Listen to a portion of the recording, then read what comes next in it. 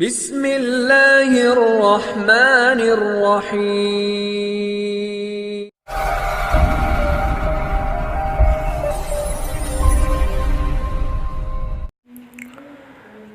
بسم الله الرحمن الرحيم. الصلاة والسلام عليك يا سيدي يا رسول الله وعلى آلك وأصحابك يا سيدي يا نور الله صلى الله عليه وسلم.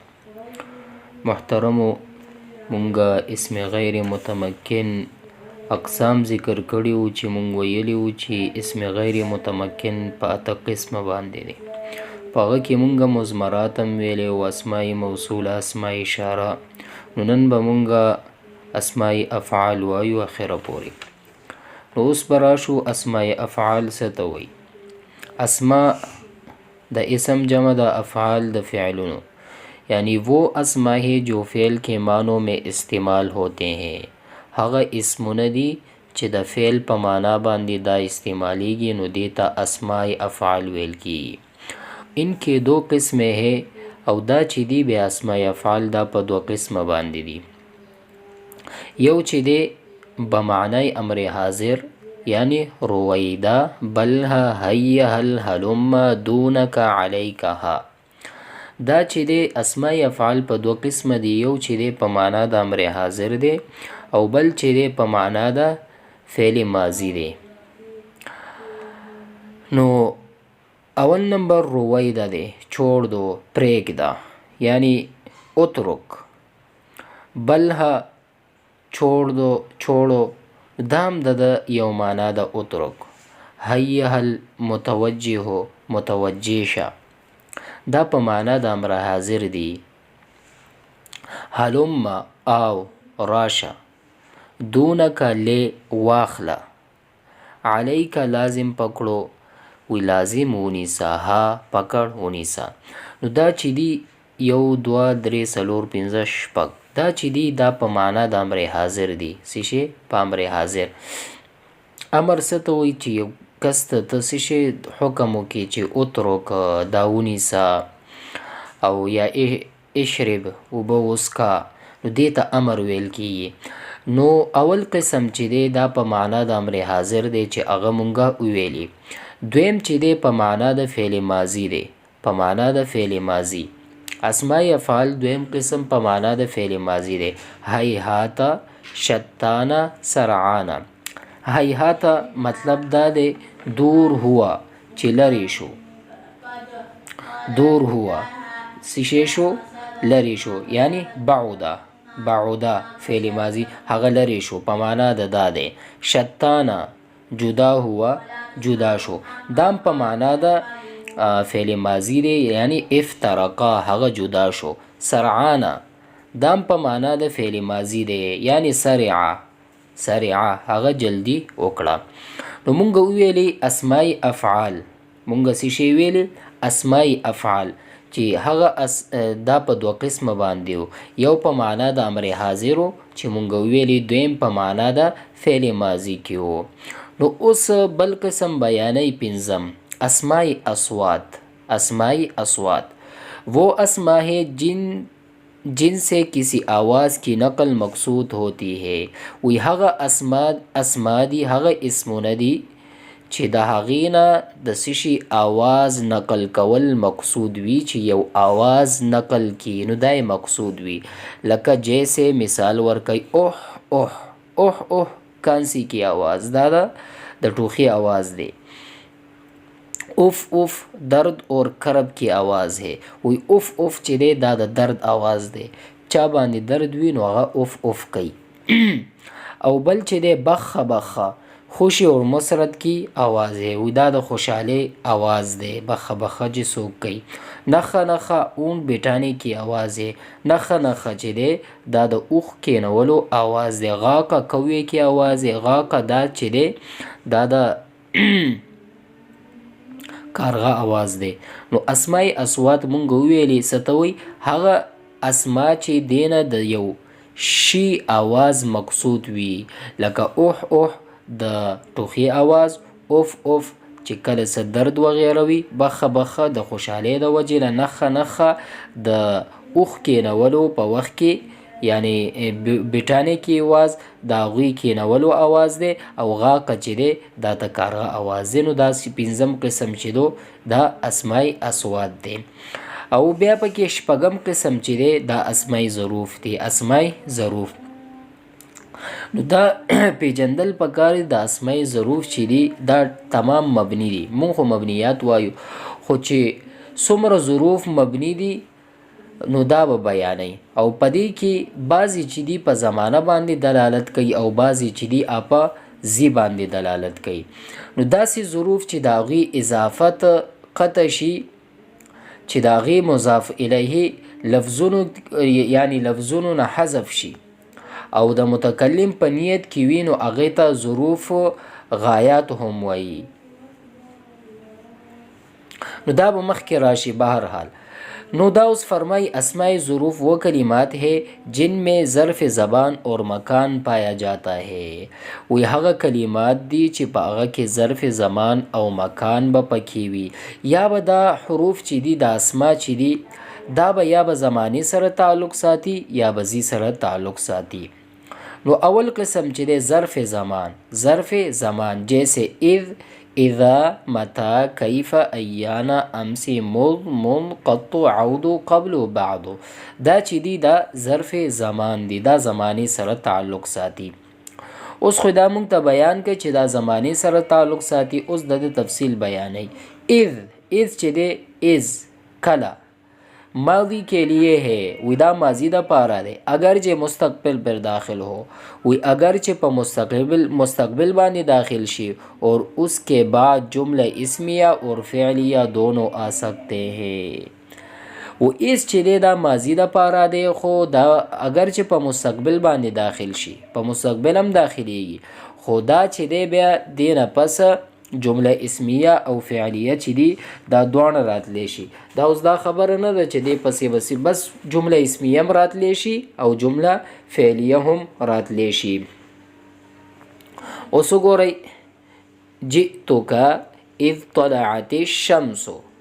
جئتک اذ طلعت الشمس. نو دلته اوس فرمایي جئتک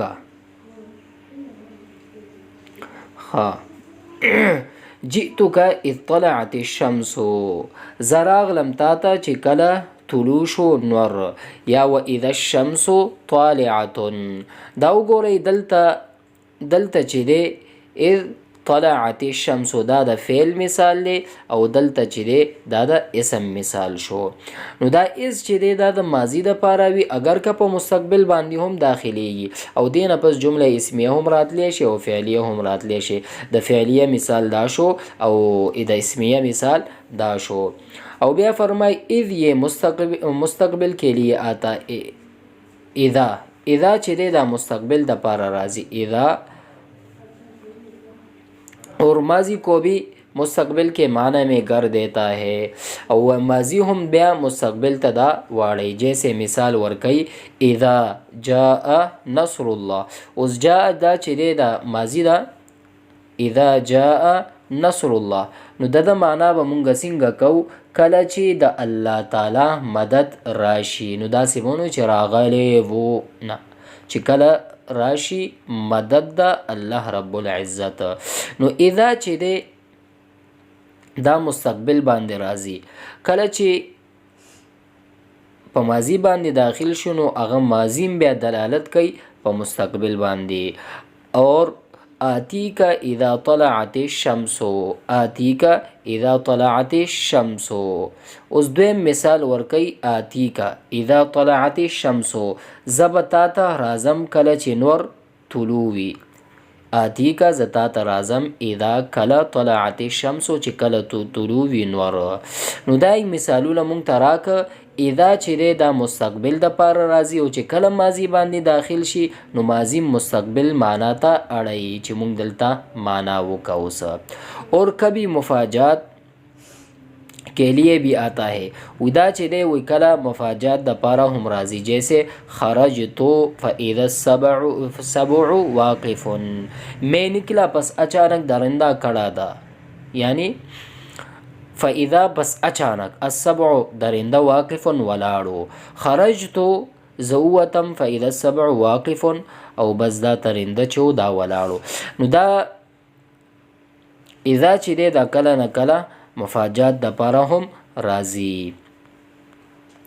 اس متا خی متا یہ شرط اور استفهام के लिए आता है. متا چې دی دا شرط د پاره هم راځي استفهام د پاره هم راځي. یعنی یو شرط لګي چې تو کې زیم کوم استفهام یعنی چې د جانب سے معلومات کې. اوس مثال ورکي جیسے متا تصم اسم متا تصم اسم چې کله جب تم روزہ رکھو گے میں روزہ رکھوں گا چې کله ته روزه نیسی نو زبم روزه نیسم. دا وګوره شرط د پاره. نو اولی وی چې متا یې شرط وې دا شرط د پاره راځي. نو شرط مثال بیان کو متا تصم اسم چې کله ته روزه نیسی نو زبم نیسم. او دویم یہ شرط کی مثال ہے. हाँ یہ شرط کی میں اور متا تسافرو متا تسافرو تم کب سفر کرو ہے یہ استفهام کی مثال ہے. متا تسافرو وی تکلا مسافر کیگی یہ تم کب سفر کرو گے و تکلا سفر کې یعنی کله مسافریږي دا د استفهام مثال دی. نو متا چې دی دا شرط د پاره هم راځي استفهام د پاره هم راځي. د شرط مثال متا تصم اسم چې کله ته روزه ونیسې زبم نیسم. او د استفهام مثال متا تسافرو چې ته به کله سفر کې. اوس بل چې دی ظرف کې کیف دی کیف څنګه یہ حال دریافت کے لیے آتا ہے. وی دا حال دریافت یعنی دا چانه دا حال تپوس کے یعنی کیف انت تا سنگئی ای فی ای حال انت تم کس حال میں ہو ستا سا حالت دے. یعنی دا چانه دا سا حال تپوس کے نو کیف بوے سشے بوے کیف وے کیف انت اے فی ای حال انت تم کس حال میں ہو تک پا کم حال باندے یہ. او بل چې دی ایانا دی ایانا یو وقت دریافت کرنے کے لیے آتا ہے. و دا وقت دریافت کولو پاره کې راځي چې ته د وقت تپوس کې یعنی ایان یوم الدین کب ہے دن جزا کا یعنی قیامت ورځ کله ده. ایانا یوم الدین ایانا چې دی دا د وقت دریافت کرنے کے لیے آتا ہے. د وقت یعنی د وقت علم حاصلولو د پاره راځي چې ایان یوم الدین کله دی ورځ د جزا کله دی د ورځ د جزا نو ایان دی د پاره راځي. بل چې دی امسی دی امسی جیسے جاءنی زیدون امسی آیا میرے پاس زید کل. امسی چې دی وی پرون ته وی یعنی امسی جاءنی زیدون امسی راغلی و زید ماتا پرون. نو امسی چې دی دا څه د پاره راځي دا په تیر شوي ورځ باندې دلالت کوي. یعنی جاءنی زیدون امسی آیا میرے پاس زید کل راغلی ما د پاره زید پرون. او مونږ چې دی یہ دونوں کام کی ابتدا مدت بتاتی ہے. و دا دوانه د کارونو ابتدا مدت خی. یعنی ما رأیته منذ یوم الجمعہ میں نے اس جمعہ کے دن سے نہیں دیکھا. مونږ چې دی مونږ دا د کارونو ابتدا مدت خی. نو سوګره ما رأیته ما نه دی لیدلی هغه لره منذ کله نه منذ یعنی دا ابتدا خی یوم الجمعتی د جمعې ورځ نه ما هغه کس د جمعې ورځ نه دی کتلی. نو دا منذ چې دی دا دوانه د کارونو ابتدا مدت خی اور پوری مدت کے لیے بھی آتا ہے. اور ټول مدت د پاره هم راځي. مثال ورکی ما رأیته منذ یومین ما رأیته منذ یومین میں نے اس 2 دن سے نہیں دیکھا. وی ما هغه 2 ورځونه نه دی لیدلی میں نے اس کو 2 دن سے نہیں دیکھا. ما رأیته منذ یومین میں نے اس کو 2 دن سے نہیں دیکھا. وی ما هغه 2 ورځو راځي نه دی لیدلی. منذ چې دی دا دواړه کارونو ابتدا مدت خی. او دویمه خبره دا وکړه چې پوره مدت هم خی لکه ما رأیته منذ یومین ما هغه 2 ورځو راځي نه دی کتلی. قطو یہ ماضی منفی کی تاکید کے لیے آتا ہے. قطو چې دی دا د ماضی منفی ماضی تیره شوی زمانه منفی چې په هغه کې د شی چې وي هغه اثبات نه وي بلکې نفی وي کی تاکید کے لیے آتے ہیں چې داغی تاکید بکی لکا ما ضربته قطو میں نے اس کو ہرگز نہیں مارا میں نے اس کو ہرگز نہیں لکا ما ضربته قطو ما هغه لره هیڅ کله نه دی وهلی یعنی ما هغه هیڅ کله نه دی وهلی.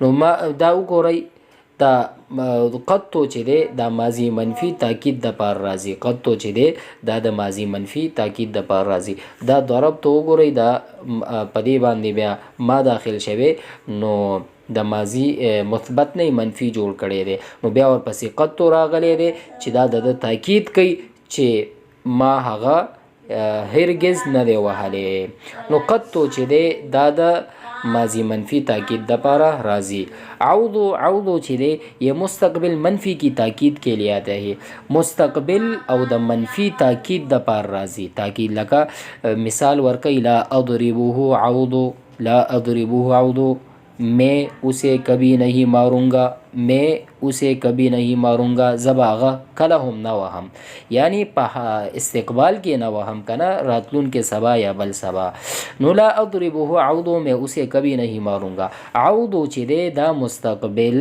منفی تاکید د پاره راضی لا اضربه عوضو میں اسے کبھی نہیں ماروں گا زباغه هیڅ کله نه وهم نو عوضو چې دی دا مستقبل منفی تاکید د پاره راضی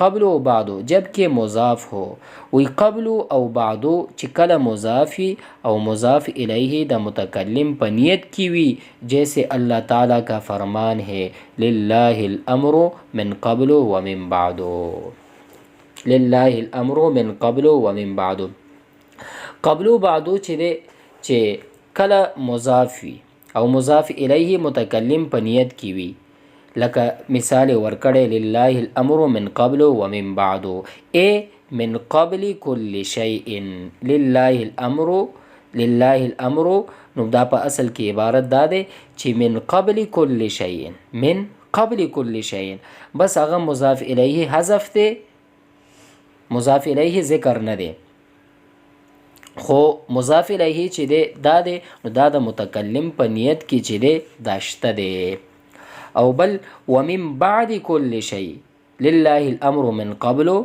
ومن بعد دا راغل نو ومن بعد كل شيء اور نو دا وګورئ دا مطلب دا دی چې قبل و بعدو جبکہ مضاف ہو وی قبل و بعدو چې کله مضاف وی اور مضاف الیہ متکلم کی نیت میں ہو مضاف الیہ متکلم په نیت کی وی نو الله تعالی اوس وګوره چې مضاف الیہ ذکر نوی او د متکلم په نیت کی وی نو قبلو دا به وی دا به مرفوع وی بعدو دا وګوره مرفوع دی او دا چې و دا د متکلم په نیت کی وو خو ذکر یې نه که نو چې کله ذکر کی بیا دا معرب کیږي دا بیا چې څنګه عامل په دې باندې یعنی چې څنګه عامل یو نامه کرنګي په دې باندې عمل کولی شي او چې کله مضاف وي او مضاف الیه ذکر وي نو بس بیا خو به معرب وي نو دلته وګورئ مضاف دی خو مضاف الیه متکلم په نیت کې دی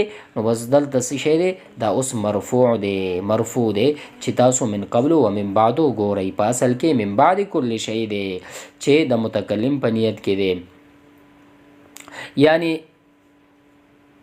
اور جیسے اس مثال ورکی انا حاضر ز حاضر یم من قبل انا حاضر من قبل یعنی په اصل کې داسې دی من قبلک انا حاضر من قبلک په اصل کې داسې دی یعنی متا تجیئنا بعد متا کلا تجیئ راضی مونږ بعد یعنی بعد هذا پس لدینا نو دلته وګورئ په دې ټولو کې چې دی مضاف دی او مضاف الیه ذکر نه دی او د متکلم په نیت کې شته دی نو ځکه چې دی دا ټول بعدو او قبلو چې دی دا ټولو باندې یعنی په آخره کې پیش راځي او چې کله مضاف او مضاف الیه ذکر وي نو بیا به دا څه شی وي په دې باندې به عامل موافق هغه اعراب راځي اوس دا خو مونږه ظرف زمان ویلې چې هغه زمانې سره تعلق ساتلو اوس ظرف مکان منتخی ظرف مکان حیث قدام خلف تحت فوق عند این لدا لدن حیث قدام خلف تحت فوق عند این لدا لدن نو اوس دلته به یو مونږ ته بیانې چې دا څه دپاره راځي حیث چې دی अक्सर जुमले की तरफ मुजाफ होता है वही हैसो چې دی دا اکثر جملې طرف ته مضاف وي لکه مثال ورکوي اجلس کینا حیث زید جالس اجلس حیث زید جالس دا حیثو چې دی دا اوس وګورئ دا مضاف دی زید جالس یعنی دا ټول ورته بیا جمله جوړیږي یعنی په اصل کې دی چې اجلس مکان جلوس زیدن کینا په زید ناستی د زید کې یعنی اجلس حیث زیدن اجلس حیث زیدن جالسون وی کینا په اغازی کې چې چرته زید ناسته نو حیثو چې دی اکثر چې دی دا جملې طرف ته مضاف وي حیثو دا وګورئ زیدون جالسون دا جملې طرف ته دا مضاف دی ښه نو حیثو دا هم مرفوع وي دا اوس وګورئ حیثو ښه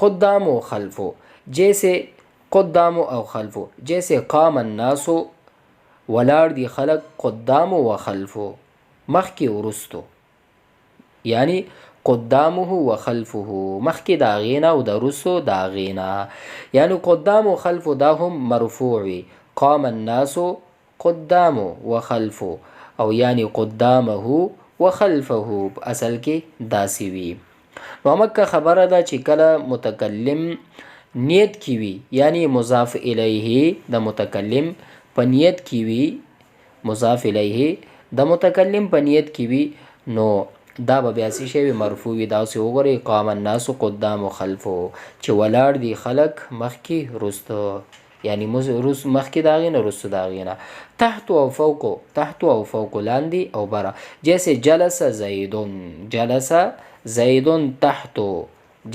زیدون تحت وصعد عمرو فوق وی کیناستو زید لاندې او وصعد اخذ عمر فوق برا او په اصل کې عبارت به داسې جوړیږي یعنی مضاف الیه د متکلم په نیت کې وي تحت الشجره و فوق الشجره مثلا یعنی جلس زید کیناستو زید کمزې کې تحت الشجره یا وصعد عمرو فوق الشجره نو دا اوس وګورئ دا چې اوس مضاف الیه چې کله مذکور شو نو دا فوق وګورئ تحت په دې باندې بیا فتحه رااله او چې کله د متکلم په نیت کې وي او مضاف الیه ذکر نشي او مضاف الیه په ذهن کې د هغه د متکلم وي نو متکلم په نیت کې وي نو دا بیا مرفوع وي یعنی تحت و فوق یعنی جلس زیدون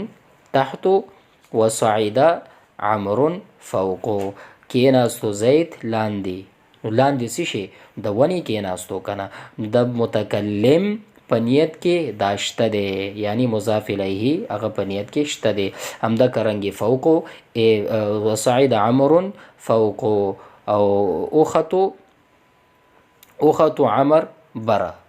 عمر برا چرته اخذ یعنی الشجرتی نو دا سی کله مضاف الیه ذکر شو نو فوق الشجرتی نو دا هم سی شوی دا پدی باندې ضمه راځي پدی باندې مبنی وي او چې کله مضاف الیه ذکر شي نو بیا به معرب کیږي عند سرا جیسے مثال المال عند زید مال زید کے پاس ہے مال زید سرا دے عند یعنی سرا معنی راځي چې عند سرا المال عند زید مال زید کے پاس ہے مال چې دا زید سره دی این و ان خوا استفهام کے لیے آئے جیسے این تذهب و دا استفهام دا پارا راشی لکا مثال ورکی این تذهب تم کہاں جاتے ہو تا کمزی تزی انا تقعدو تم کہاں بیٹو کے تب کمزی کی کینی انا تقعدو کمزی کی بکینی یا شرط کے لیے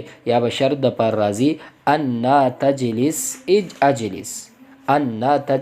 اجلس تا اوسو ګوره شرط شو انا تجلس ته چې چېرته کېنه اجلس زبم کېنم تم جہاں بیٹو گے میں بیٹوں گا ته چې کم ځای کېنه زوال ته کېنم اور انا تذهب اذهب تم جہاں جاؤ گے میں جاؤں گا ته چې کم ځای ته ځې زبم التزم انا چې دی انا دا شرط د پاره هم راځي او استفهام د پاره راځي. نو اوس وګوره شرط د پاره رالو ان تجلس تم جہاں بیٹھو تجی کم زیگی یعنی زوم کینم ان تذهب تم جہاں جاؤ گی اور ان کیف کے معنی میں بھی آتا ہے.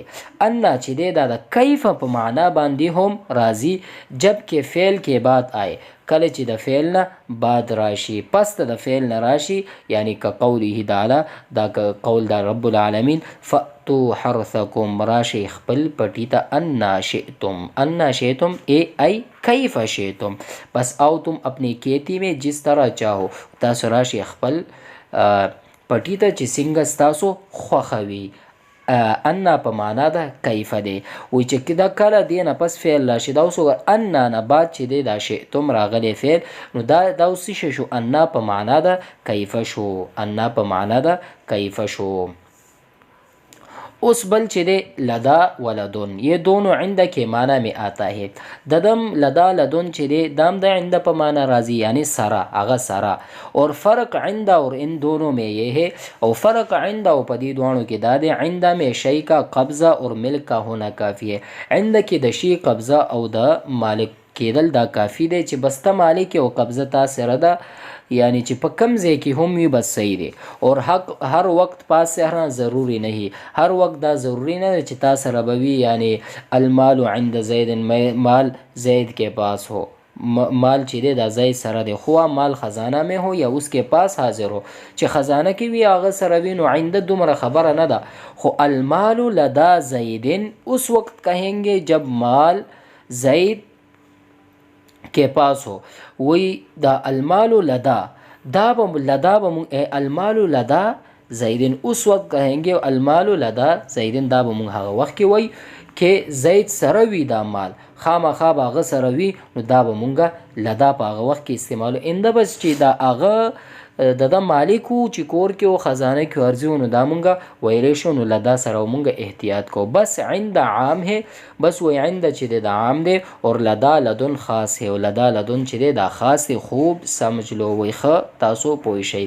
نو مونږ دا ویلی چې عنده چې دی دا عام دی بس چې د هغه مالک دی مونږ ویلی شو.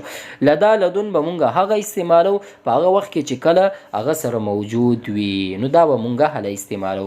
فایده اوس فایده بیانې قبل بعد تحت فوق قدام خلف حیث قط عود ضم بر مبنی ہوتے ہیں.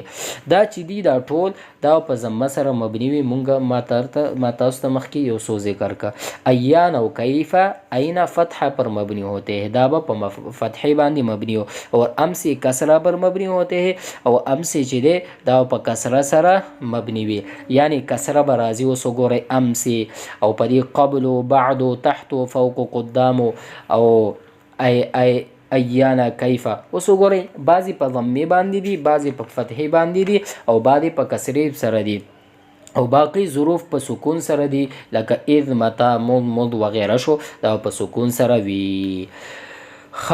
اس دویمه فائدہ ظروف غیر مبنی جب جملہ یا اذ کی طرف مضاف ہو. فائدہ وی ظروف غیر مبنی هغه چې مبنی نوی کله چې جملې طرف ته مضاف کله جملې طرف ته یا اس طرف ته مضافی تو ان کا فتحہ پر مبنی ہونا جائز ہے. وی په هغه باندې په فتحې سره مبنی کېدل دا جایز دی. لکه هذا یوم ینفع الصادقین صدقهم دا ورځ هغه ده چې نفع رسی رښتونو خلکو ته. نو دا وګورئ دلته خو اصل کې هذا یومو دی که نه هذا یومو نو دلته مونږه دام ویلی شو لکه هذا یوم هم ویلی شو ینفع الصادقین صدقهم دا هم مونږه ویلی شو. نو ځکه مونږ ته وی چې ظروف غیر مبنی کله چې جمله یا اس طرف ته مضاف وي نو د فتحه باندې مبنی کیدل دا هم جایز دی. تو یہاں یوم کو مفتوح پڑھنا جائز ہے. هذا یوم دا سی مونږ ویلی شو اصل کې یوم دی دا صحیح کیږي. او یا یوم اذن حین اذن دا هم ویلی شو لکه از مثالی ورکو. اوم چې دی اسمائی کنایات دی وہ اسما ہے جو کسی مبہم و غیر معین امر پر دلالت کرے ہے. وی هغه اسما دي چې د یو مبهم او غیر معین امر باندې دلالت کوي. یعنی مثال ورکوي کم کذا کنایه عدد سے، کم او کذا چې دی وی دا کنایه ده د عدد نه. یعنی کیتا زیتا کنایه ہے بعد سے، کیدا زیتا دا کنایه ده د خبرونه. یعنی مثلا کم رجلا عندک، کم رجلا عندک، تا سره سو سړي دي، نو دې ته کنایه ویل کیږي. او اتم چې دی هغه مرکبی بنایی دی، مرکبی بنایی لکه مخکې مونږه ذکر کړی لکه احد عشره، دا مرکبی بنایی. مرکبی بنایی دی ته وایي چې دو اسمونه یو ځای کړی شي او منځ کې یو حرف وي د دو اسمونو یو ځای کولو دپاره هغه حذف کړی شي، لکه احد عشره په اصل کې احد عشره. نو دا هم چې دی دا مبني دی پر فتحه باندې بغیر د 12 تر 19 پورې، دا احد 11 نواري تر 19 پورې دا مبني دی بغیر د 12 نه. نو محترمو دا زمونږه د مبني یعنی اسم غیر متمکن هغه اته اقسام زمونږه پوره شو د الٰه العالمین او په توفیق او فضل سره. الٰه العالمین دی وکړي چې تاسو په دې سبق باندې پوه شوي یئ. والسلام علیکم ورحمة الله وبرکاته.